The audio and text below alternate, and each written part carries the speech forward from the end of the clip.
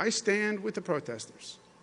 And I think all well-meaning Americans stand with the protesters. It's not an isolated incident. It is a continuum of cases and situations that have been going on for decades and decades and decades.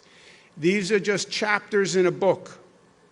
And the title of the book is Continuing Injustice and Inequality in America. And these are just chapters. The chapters started modern day Rodney King in Los Angeles, 1991. Abner Louima in New York, 1997. Amadou Diallo in New York, 1999. Sean Bell in New York, 2006. Oscar Grant, Oakland, California, 2009. Eric Garner, New York City, 2014. Michael Brown, Missouri, 2014. Laquan McDonald, Chicago, 2014. Freddie Gray, Baltimore, 2015. Antoine Rose, Pittsburgh, 2018. Ahmaud Arbery in Georgia, 2020. Breonna Taylor in Kentucky, 2020. George Floyd in Minneapolis, 2020.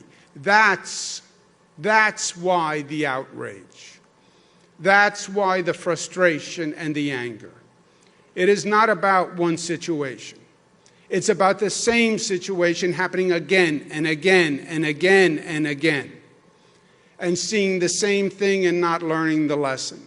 And then it's that happening in a broader context and a broader circumstances, which is what's going on with the coronavirus, which affects and kills more minorities than anyone else. You look around this country and you look at the people who are dying of the coronavirus, it is disproportionate African American people.